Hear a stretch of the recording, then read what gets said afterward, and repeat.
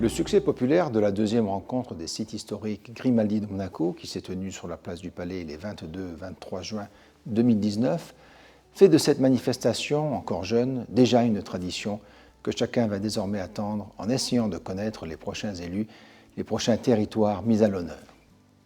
C'est le signe d'une éclatante réussite, fruit de la mobilisation de Monaco Interexpo et de nombreux acteurs monégasques, mais aussi de la volonté des collectivités invitées, que l'on appelle amicalement et sans nostalgie nos anciens fiefs, de mobiliser le meilleur de leur culture et de leur production. Dans le sillage des déplacements que j'effectue régulièrement dans ces régions historiquement liées à ma famille, j'avais originellement ce souci de mieux faire connaître par la convivialité ces pages d'histoire commune qui nous réunissent, ma famille, la principauté et ses sites. C'est désormais chose faite. Au cours de ce grand rassemblement prennent à la fois place les nourritures terrestres, les nourritures de l'esprit et du cœur, mais aussi le jeu et la connaissance historique à travers la grande fresque projetée le samedi soir sur la façade du palais, qui donne largement à voir, mais aussi à comprendre. Cette année, les territoires de l'ancien duché de Valentinois dans la Drôme, les pays de Matignon en Bretagne, nos voisins de Roquebrune-Cap-Martin et de Dolce-Acqua en Ligurie ont apporté tous les ingrédients de qualité et d'enthousiasme nécessaires pour relever ce défi. Bonjour Monaco, le nougat à Montélimar, le maire de Montélimar, Franck Grenier. Nous sommes venus en nombre.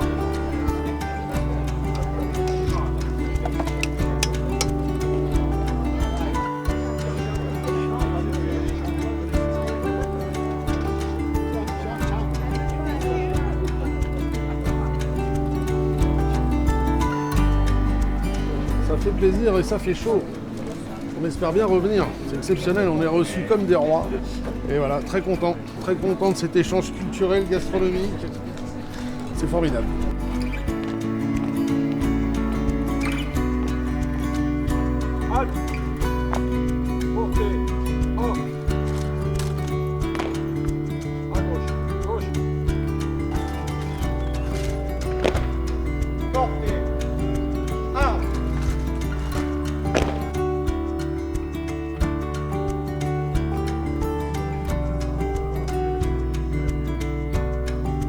La grande nouveauté de cet acte 2, de cette deuxième édition, de cette deuxième fois, c'est la gastronomie qui était certes présente dès la première édition, mais là qui s'est développée et il y a presque une émulation entre les régions évidemment à présenter leurs plus belles productions. C'est aussi finalement la vertu de Monaco de rassembler sur son sol, ces régions qui ont comme point commun d'avoir eu un moment, parfois 5 siècles, parfois quelques années de vie commune avec Monaco. Donc, Prince, connaît-il les saveurs de notre noble friandise?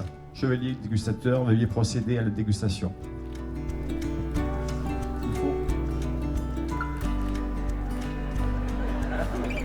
Je vous consacre chevalier dans l'ordre de la confrérie du Nougat par le miel, l'amande et la pistache. Que la douceur soit toujours avec vous. Bienvenue.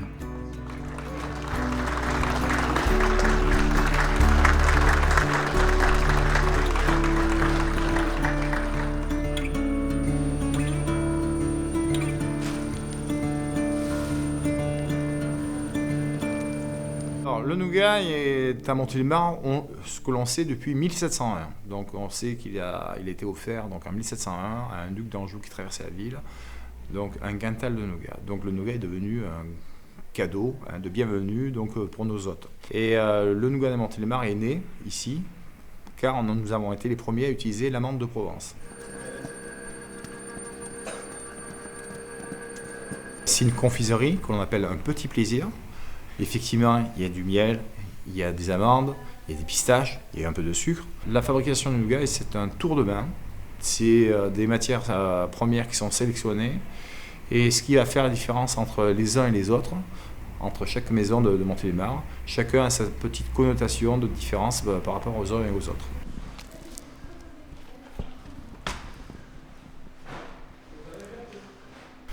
Après, c'est à consommer avec modération, mais c'est un produit qui donne toujours du plaisir à nos hôtes, à ceux à qui il va être offert. Et voilà, donc ça fait partie des traditions de la ville, ça fait partie du patrimoine. de l'argile, le brun également, et puis les huiles végétales bio à hauteur de 83%, et l'extrait de tilleul, de notre tilleul des baronnies.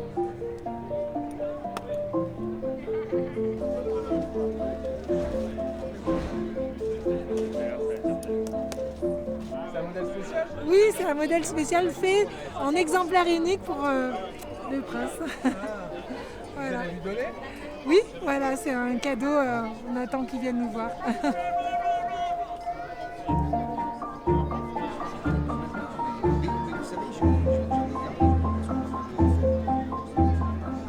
C'est un moment exceptionnel pour nous d'être sur le rocher dans la principauté. On a des liens historiques très forts, mais les traduire comme ça, alors Son Altesse nous avait fait le plaisir il y a quelques années de venir sur Buis-les-Baronnies, faire un retour et être présent ici, c'est extraordinaire, et puis ça permet de mettre en valeur notre territoire et tous ses trésors aussi, puisqu'on en a quelques-uns.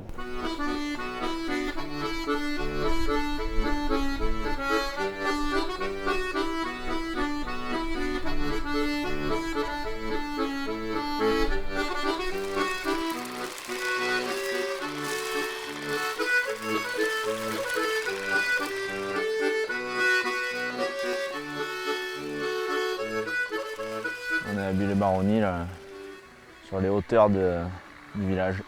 Aujourd'hui, on est en chantier de ramasse. Donc c'est une journée comme les autres, hein. On installe les filets, on vibre d'abord l'arbre avec des vibreurs moteurs thermiques, et ensuite on passe avec un peigne électrique pour finir d'enlever les olives qui restent.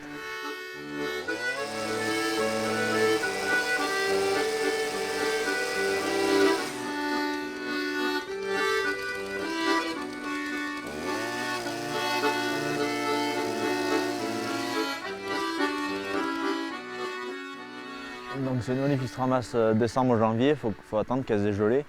Le principal objectif de cette olive, c'est de faire de l'olive en saumure, donc l'olive de conserve. Donc une fois qu'on sort des vergers, on les calibre. Les plus petites, on les met à l'huile, et les plus grosses, on les met en saumure, donc de l'eau, du sel, des feuilles de laurier. Et on les laisse patienter minimum 6 mois pour qu'elles soient prêtes. Tous les 3e dimanches de janvier, c'est la fête de l'olive à Buis-les-Baronnies. Buis-les-Baronnies, c'est une commune très oléicole, c'est-à-dire qu'il y a beaucoup de vergers d'oliviers. Donc la paroisse qui suit cette tradition, qui suit ce mouvement, et qui fait une messe pour bénir l'huile nouvelle.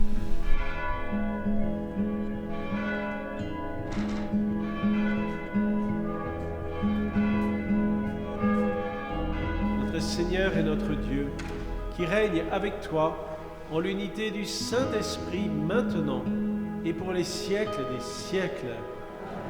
Le Seigneur soit avec vous. Que Dieu Tout-Puissant vous bénisse, le Père, le Fils et le Saint-Esprit.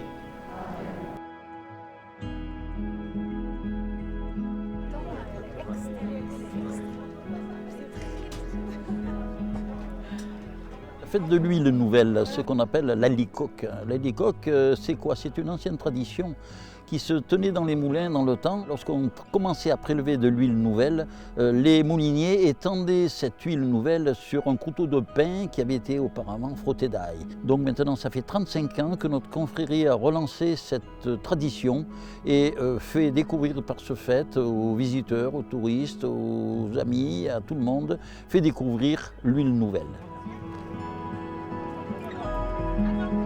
Si vous voulez goûter une olive piquée, on peut. Oui, aujourd'hui, c'est une façon de faire découvrir nos produits et surtout l'olive de nuance. Et on fait aussi déguster l'olive piquée. L'olive piquée, c'est une façon de manger l'olive de nuance.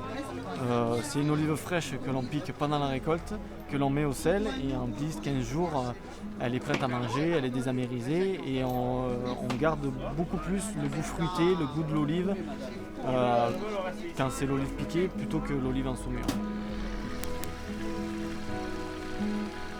Avant, c'était une exploitation qui était très orienté vers l'abricot. Et au fur et à mesure, mon grand-père a commencé à vouloir diversifier et mon père a continué ça. Donc maintenant, on a beaucoup d'oliviers et on a encore des abricots, des amandes.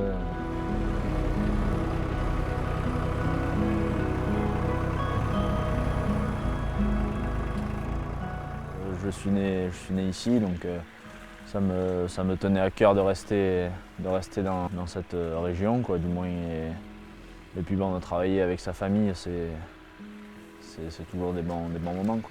De perpétuer la tradition, je veux dire de toujours faire un travail de qualité, des bons produits, et puis de plus possible se rapprocher du consommateur pour avoir directement des retours du consommateur, et c'est vachement valorisant.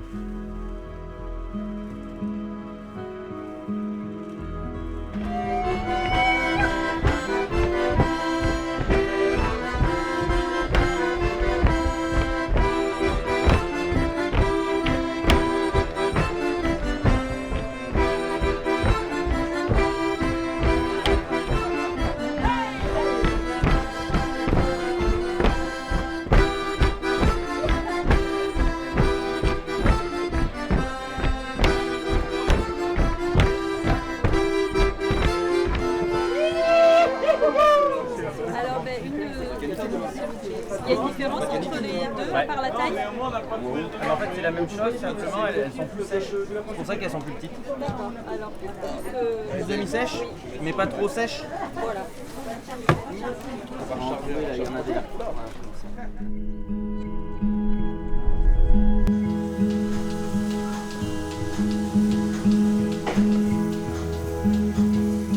Notre ferme, c'est une ferme en polyculture élevage, donc caprin, des chèvres.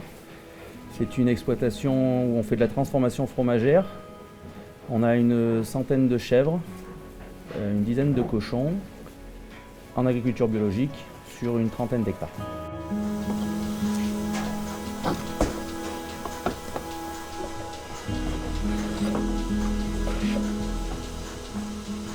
Quand on a fait la ferme, c'était une obligation, enfin un devoir d'être en bio. Voilà, parce que notre éthique nous l'exigeait. Voilà, c'est le respect des hommes, de la nature, de la terre. Et puis surtout, des générations et des générations de gens se sont nourris dans un modèle plutôt bio. Donc je ne vois pas pourquoi on n'y arriverait pas aujourd'hui.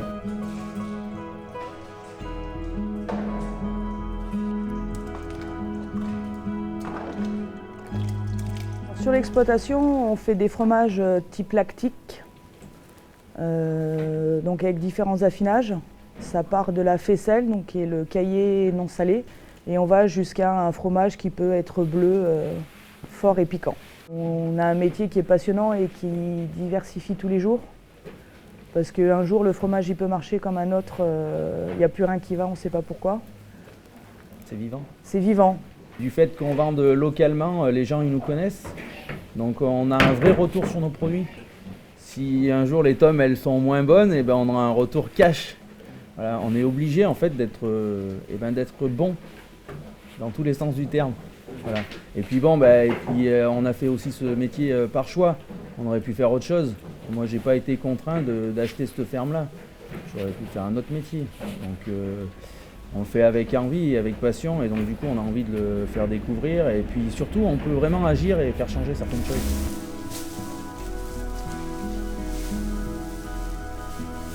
Et puis on a décidé de fonder une famille, et du coup on a envie de faire attention à ce qu'on transmet comme valeur à nos enfants, et de ce qu'on a envie de leur apporter, et pour plus tard, pour qu'ils puissent au moins s'épanouir aussi bien que nous.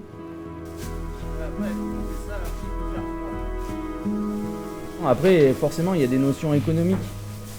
Il faut qu'on vive, la ferme elle coûte cher, il nous faut du capital, il faut du foncier, il faut tout ça pour faire une ferme. Donc c'est pas non plus faut pas être rêveur, quoi. Il faut quand même avoir les pieds bien sur terre. Mais on peut essayer de faire les choses différemment.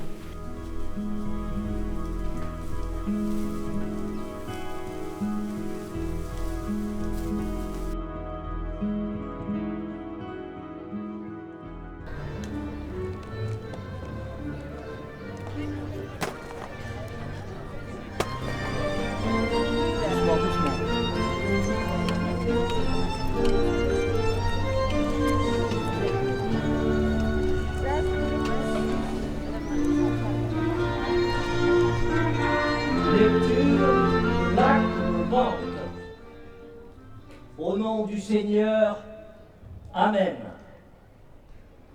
L'an de la nativité du dit Seigneur, 1355, présent et acquérant, et prenant pour le dit Monseigneur Charles et ses héritiers, le château, ville et domaine de Roquebrune, avec ses habitants.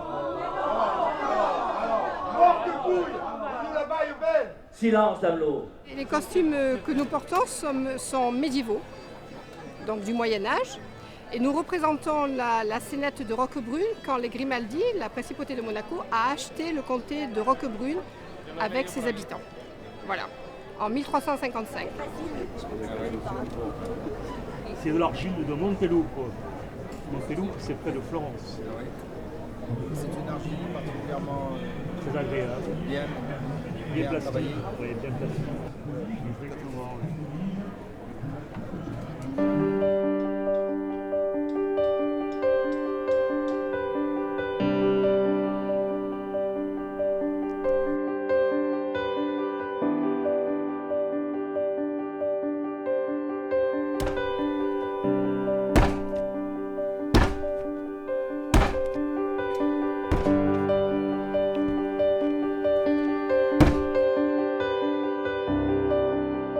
Lorsque je décide en 1984 de devenir potier, suite à un reportage présentant Jean Marais à Valoris en train de faire de la poterie, donc j'ai ce coup de foudre et je décide d'oublier ma profession, de secrétaire, et de me former pour être potier. Mais à l'époque, il n'y a pas d'école, donc je me rabats sur une MJC, où il y a une activité poterie avec un tour de potier et un professeur, un professionnel qui vient une fois par semaine. Donc la première étape consiste à centrer la terre. Tant qu'elle n'est pas centrée, on ne pourra pas commencer.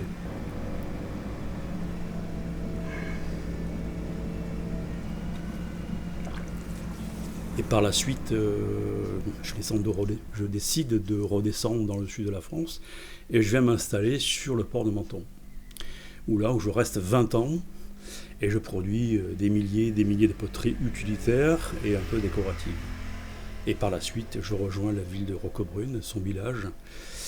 Et depuis 15 ans, j'ai une double production, à la fois des pièces contemporaines, utilitaires ou décoratives, et aussi je me suis intéressé, ouvert à l'histoire de la région, de la belle époque, de la Riviera, et je commence à refaire à l'identique des céramiques d'il y a un siècle.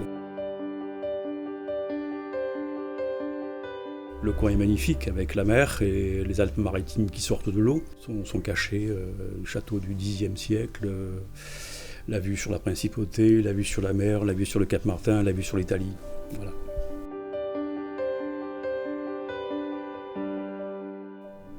C'était essentiellement un ouvrage militaire qui hébergeait des soldats, pas si nombreux que ça parce qu'ils ont été maximum 6, donc c'est une petite garnison mais qui était quand même efficace. Cette salle est intéressante parce qu'en fait on est à ciel ouvert. C'est une salle qui est intéressante dans la mesure où elle a subi beaucoup de transformations, notamment cette fenêtre à meneaux qui dans un château un ouvrage militaire n'a pas son sens. Au XVIe siècle, il y a Augustin Grimaldi, qui était donc dans la suite de la lignée des Grimaldi, qui a occupé le château et qui en a fait sa résidence d'été. Donc c'est le seul seigneur Grimaldi qui est vraiment occupé, habité le château. Et évidemment, il en a fait un petit peu des aménagements pour améliorer le confort, tout simplement. En 1848, les villes de Roquebrune et de Menton ont choisi de retenir le statut de ville libre et donc ont demandé l'assistance du royaume de Piémont-Sardaigne. Donc séparation de Roquebrune et de Menton de la principauté, jusqu'en 1861 où finalement, avec l'intervention aussi de Napoléon III, les communes de Menton et de Roquebrune deviennent françaises.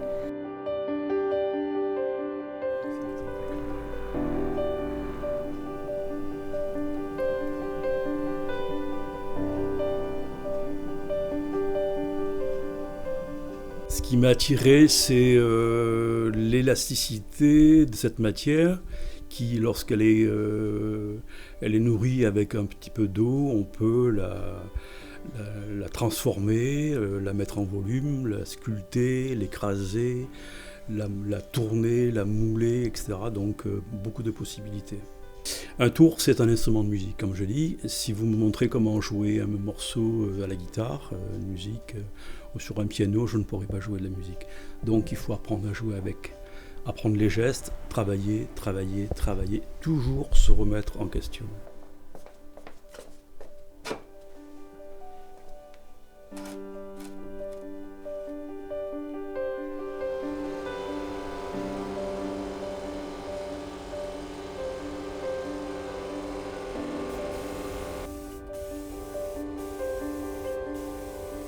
La poterie a toujours sa place et aura toujours sa place. Je vous invite à aller visiter les marchés des potiers, vous verrez beaucoup de créativité. Les années passent, les styles changent aussi, mais on a toujours envie de prendre en main une poterie. Une poterie, elle est faite pour être bien tenue et parfois même pas, on peut dire aussi une poterie peut-être aussi caressée. Voilà. Merci.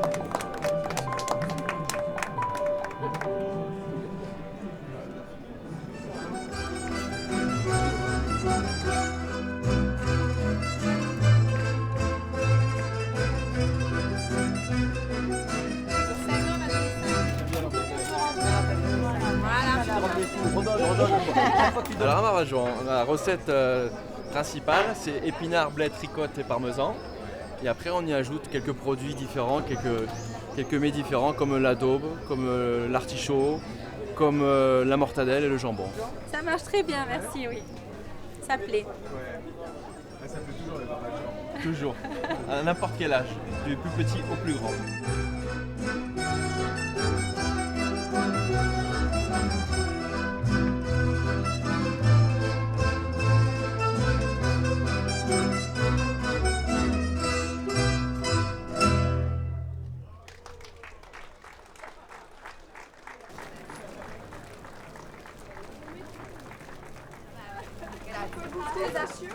Ouais.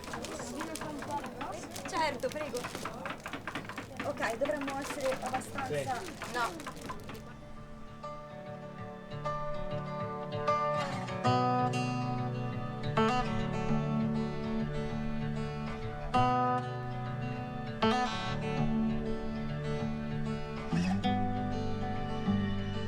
Disons que Dolce Acqua commence à exister avec l'installation du château. Nous sommes au pied de ce magnifique château. C'est un monument assez extraordinaire qui est connu dans toute la Riviera italienne et qui du XIIe au XIXe siècle va avoir une certaine importance pour la vallée et pour l'ensemble de la région et pour les conflits que ça a générés entre les Doria et les Grimaldi par exemple. Des lettres de noblesse ont été données également par Claude Monet, qui en 1883 découvre la Riviera avec son ami Renoir, et puis en 84 il revient tout seul, il découvre le pont et le château. Donc un ensemble architectural qui l'intéresse particulièrement, parce qu'il a besoin de ses repères, comme il le fera plus tard pour la cathédrale de Rouen, et il peindra quatre toiles à Dolce Acqua.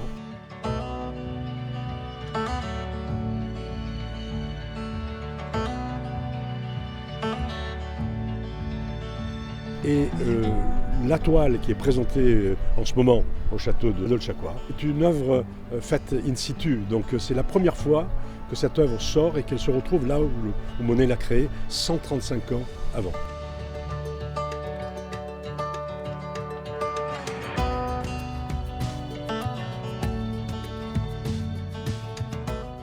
Voilà ce qui reste en réalité du château. Le monument a subi les meurtrissures de l'histoire, et en particulier des bombardements, des incendies. Donc voilà ce qui reste en réalité du château.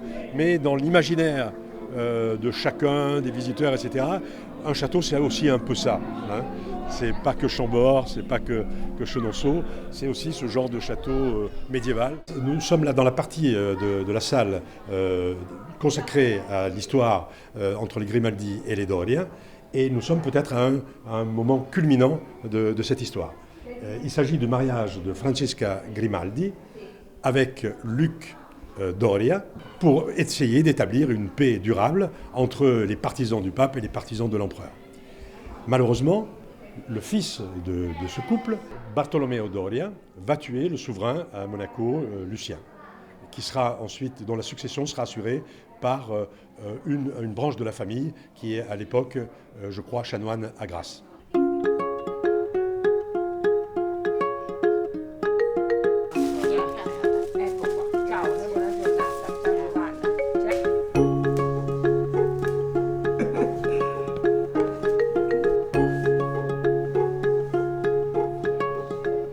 Francesca, vous pouvez nous raconter l'histoire du petit gâteau? Oui, alors l'histoire, c'est une légende, une histoire. Toutes les dames du pays, la première nuit après le mariage, ils devaient dormir dans le château avec le marchese.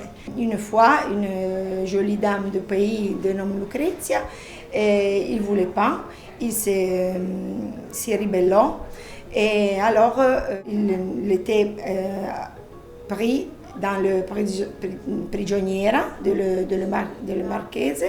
Et alors, les dames du pays, pour elle, inventarono ce petit gâteau, la michetta, che rappresenta la donna, quindi il simbolo femminile. E i ragazzi durante l'anno chiedono la michetta.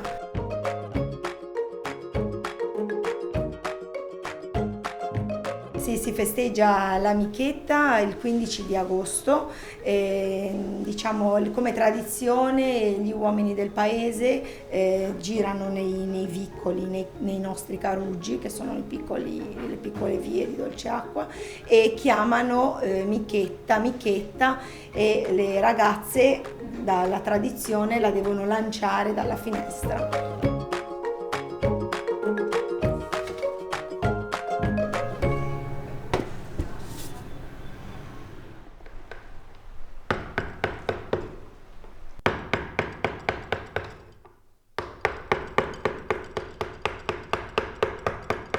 Io sono di Torino e sono venuto qui 5 anni fa perché ho chiuso l'attività a Torino e ho iniziato la scultura perché lavoravo in una falegnameria, menuiserie.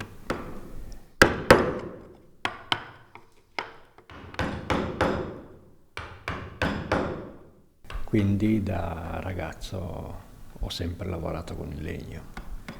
E poi mi sono specializzato facendo 10 anni di scuola, la scuola barocca di Torino, che sono le scuole più importanti in Italia.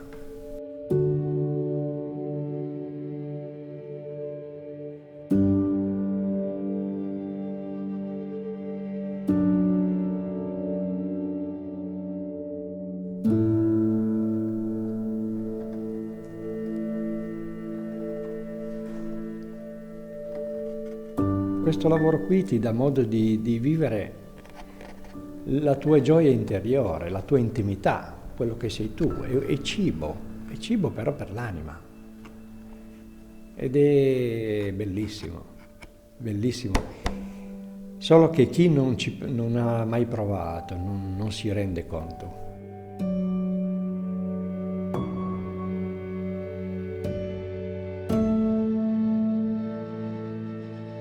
Ma quello che dico un po' ai miei allievi, no? Cioè, quando tu impari, diventi padrone dei tuoi strumenti, cioè dire che hai la tecnica, perché io poi insegno tecnica.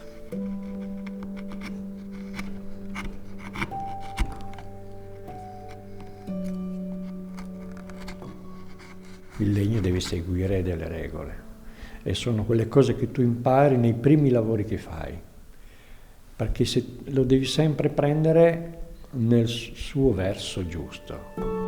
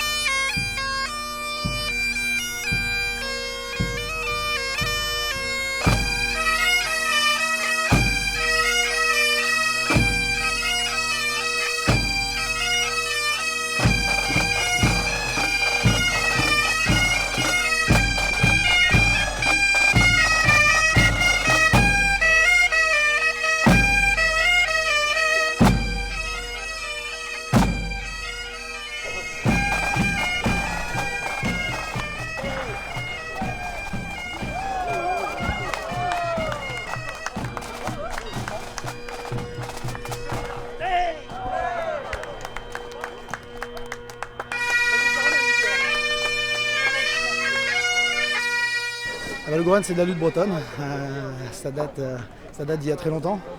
C'est un sport qui était pratiqué initialement par les paysans en fin de moisson, qui à la fin des moissons se mesuraient entre eux pour se dégourdir un peu de la moisson et puis pour s'affronter. Et puis petit à petit, ce sport a évolué en fédération. Si il y a 8 ans, quand on a créé le club de Matignon, on s'était dit qu'on allait lutter un jour au Palais de Monaco, je pense qu'on aurait été consulté et puis on aurait dit non, c'est bon, on a un problème. Et 8 ans après, on est là. C'est juste surréaliste pour nous, pour nos enfants et pour nous. Et donc un grand merci à tous ceux qui ont concouru à ça et qui nous ont permis de vivre ce moment, je pense, unique.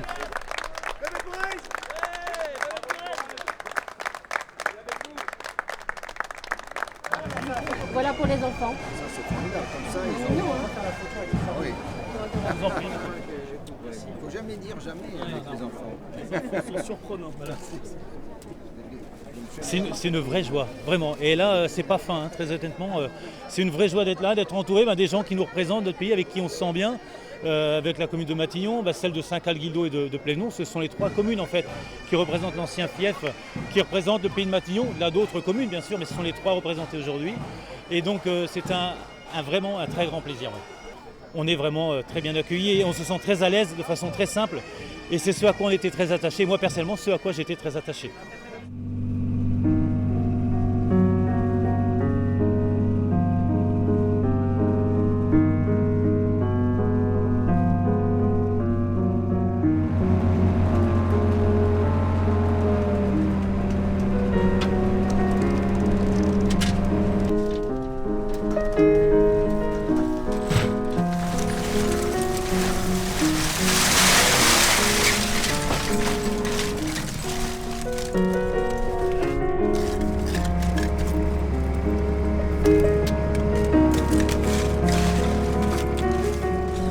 La pêche à Saint-Jacques, ça continue avec des dragues à coquilles, comme vous pouvez voir sur le pont du bateau. On appelle des dragues franches et qu'on traîne sur le fond, dans des fonds d'une vingtaine de mètres d'eau. Et on traîne ça pendant 10 à 12 minutes. Et on a une pêche qui est de 45 minutes tout par jour. On a 2 journées par semaine.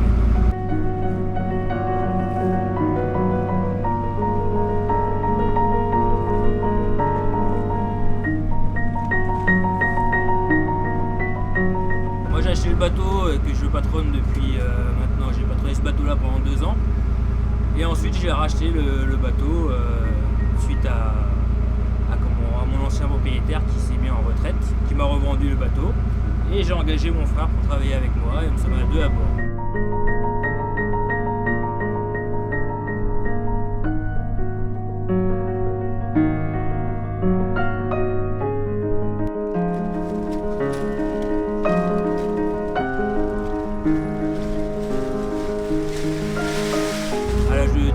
J'allais en mer tout le temps pêcher avec le petit bateau de plaisance et c'est vrai que ça m'a toujours plu et j'ai été faire l'école maritime à l'âge de 12 ans, je suis sorti à 15 ans de l'école maritime et j'ai tout de suite embarqué en mer.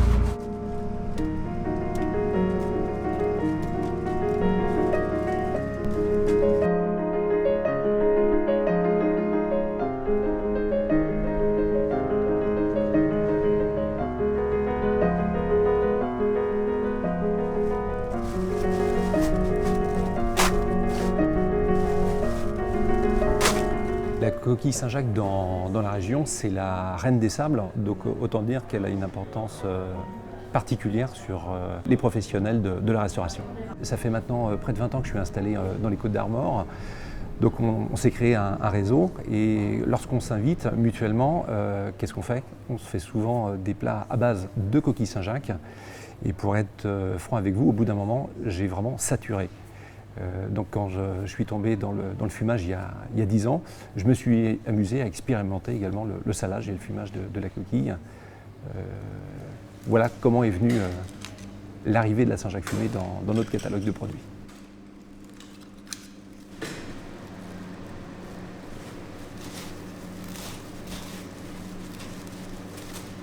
Donc le salage contribue au mode de préservation. Donc ça va nous permettre de retirer l'eau des cellules de la noix pour concentrer à la fois son arôme noisette, mais également son taux de sucre naturel.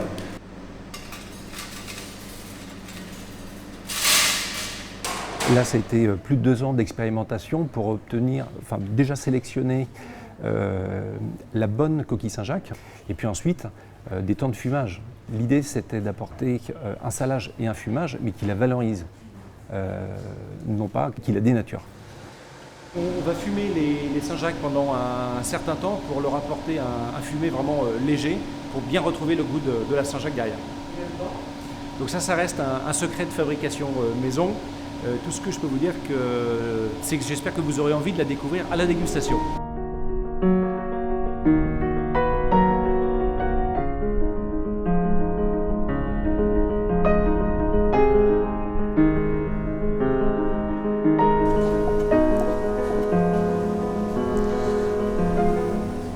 Il a fallu aller à la rencontre des chefs, leur expliquer comment je travaillais, pourquoi j'avais entrepris de la saler et de la fumer, mais surtout comment ils devaient la cuisiner. Je pense leur apporter aujourd'hui un produit novateur. Jusqu'à présent, encore une fois, ils étaient sur le carpaccio, la version chaude. Là, il y a encore une autre échelle, une autre palette qu'ils peuvent proposer dans leur cuisine.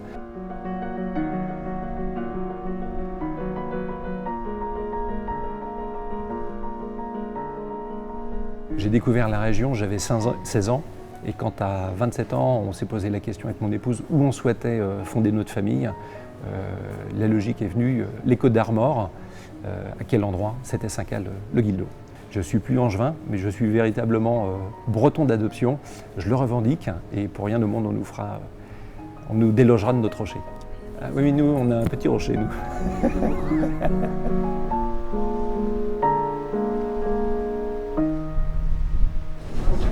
Et ces petites galettes, alors, c'est du sarrasin? C'est du sarrasin. Je vais vous proposer d'y goûter. C'est Pascal Godin, un ami artisan qui est installé à Lyon-sur-Rance. Génial, superbe échange avec le prince. D'abord hyper accessible, un échange hyper constructif, une dégustation à la clé, donc que du bonheur. Génial. Ah oui, au début. Valérie, oui, il fait la saucisse. Elle est bonne. C'est la saucisse de porc, faite avec amour. Elle vient de Bretagne, de Matignon. De Matignon, et c'est que des bons produits qu'il y a dedans. En fait. On a dû faire 200 galettes à peu près en crêpe autant, sinon plus. Ah ouais, ouais. ça Ouais. Non, on a fait beaucoup.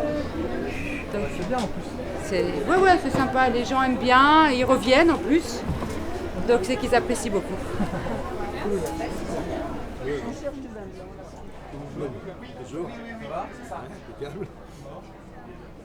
Dans ma gamme, c'est le cidre le plus sucré. C'est-à-dire que c'est le cidre qui est embouteillé le plus rapidement. Donc il reste naturellement plus sucré que ceux qui ont été embouteillés après, quoi. Ça va être un cidre de dessert.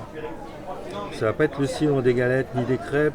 Matignon, en fin de compte, est à 5 km dans les terres. 5A est la jonction entre Matignon et la mer. Et moi, ma ferme, mes vergers sont tous à moins d'1 hectare de la mer.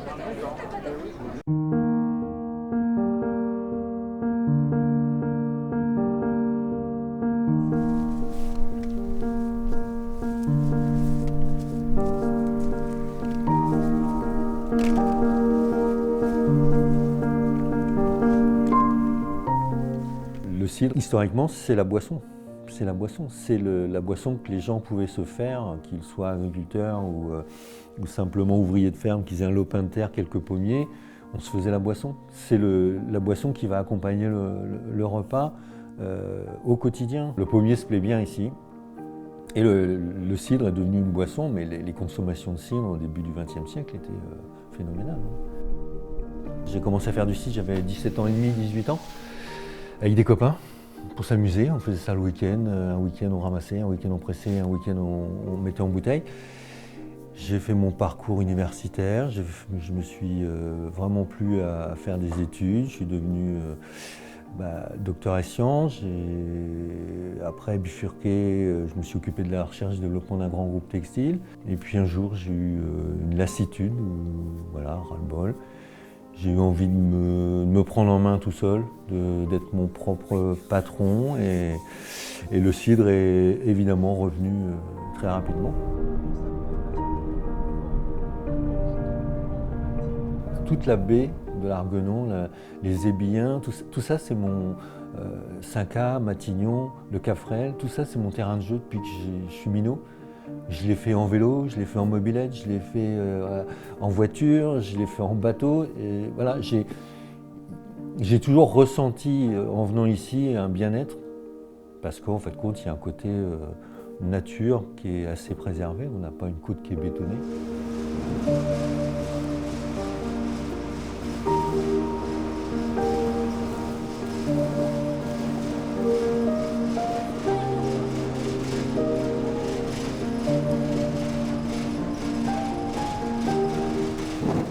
À partir du 1er octobre jusqu'à fin novembre, on va ramasser les pommes. Et comme ça, pendant 2 mois, on va ramasser, presser, ramasser, presser. Après, au mois de décembre, là, je vais intervenir, ça va être mon travail de chai. Donc là, je vais tranquillement prendre mon temps, assembler, parce qu'en fait, mon cidre, c'est le mélange de 17 variétés de pommes, mais pas dans des proportions égales. Après, en fonction du cidre que je vais vouloir faire, si c'est du demi-sec ou si c'est un cidre très très sec, ou si c'est un brut, ou si c'est un cidre que je conseille pour cuisiner, là, on va parler de durée de fermentation. Ça va prendre 1, 2, 3, 4 mois, 6 mois. Et là, on va commencer à embouteiller les cidres. Donc moi, j'embouteille 1 fois par mois mes cidres. Et puis, pour que la maturation au niveau de l'effervescence soit totale, généralement, les cidres sont vendus après 3 semaines, 1 mois de stockage en bouteille.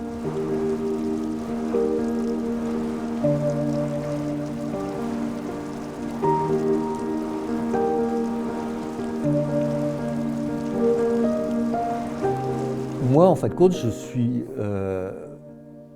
suis respectueux de cette boisson et donc du coup, je n'ai pas cherché à en faire quelque chose de différent. Donc, je me suis installé ici, j'ai fait le tour des variétés de pommes que j'avais dans les vergers à ma disposition et en fait, j'ai collé au cidre qui était fait dans la région pour qu'on puisse revenir à l'original, c'est-à-dire quelque chose qui va accompagner le repas, quoi.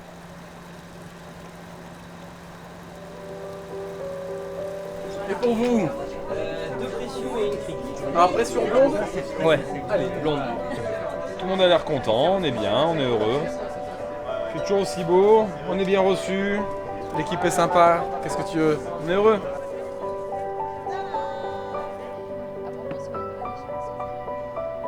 Je vais ressentir si tu veux. On est ravis, un peu tous fatigués, mais on a été très très bien reçus. Un soleil magnifique, sous les beaux pins parasols, donc on est vraiment ravis. De se rencontrer nous, parce qu'on est tous dans nos ateliers à travailler, à essayer de faire nos choses. Donc voilà, de rencontrer un peu les gens qui nous entourent, qui vivent dans la même ville que nous. Et puis d'aller à la rencontre d'autres villes et d'autres personnes qui viennent nous rendre visite, qui nous écoutent, qui sont attentifs au travail qu'on fait. Et voilà, donc belle rencontre et belle histoire humaine.